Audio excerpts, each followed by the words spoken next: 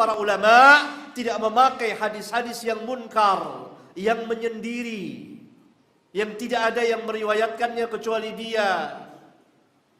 Seperti hadis tentang puasa Ramadan dibagi tiga, awwaluhu rahmah, wa awsatuhu maghfirah, wa akhiruhu itqun minan nar. Ini hadis munkar.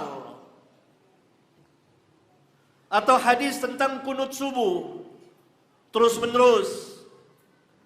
Ini hadis bukan fadail, tapi berbicara tentang hukum.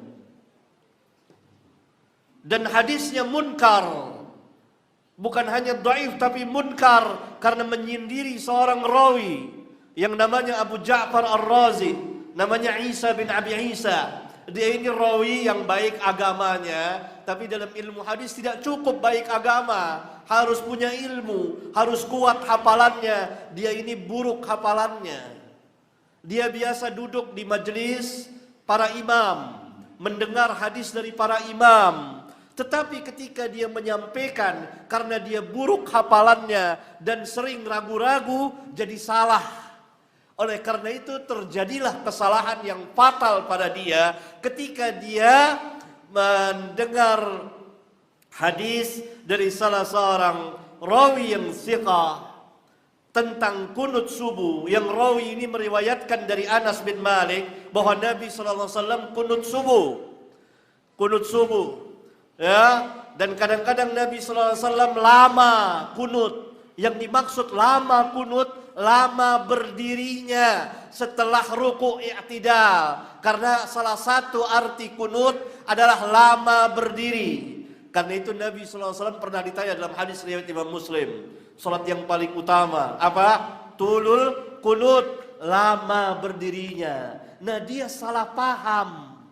Dia sangka lama berdiri terus menerus kunut.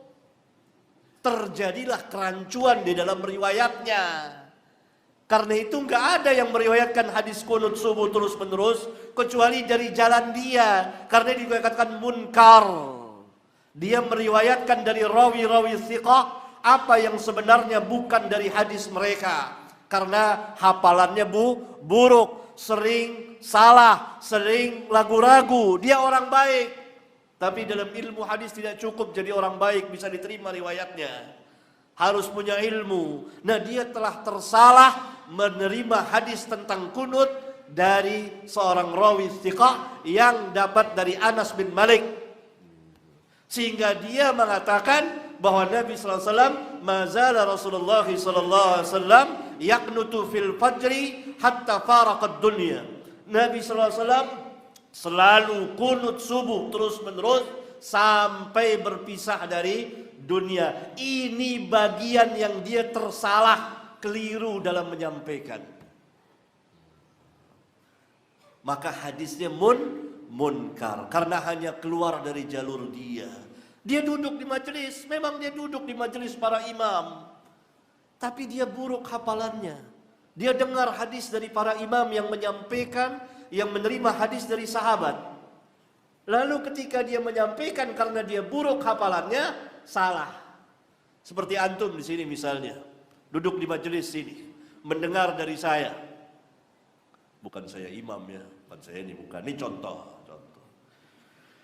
Keluar, antum buruk hafalannya, tidak mencatat, tidak kuat hafalannya, catat.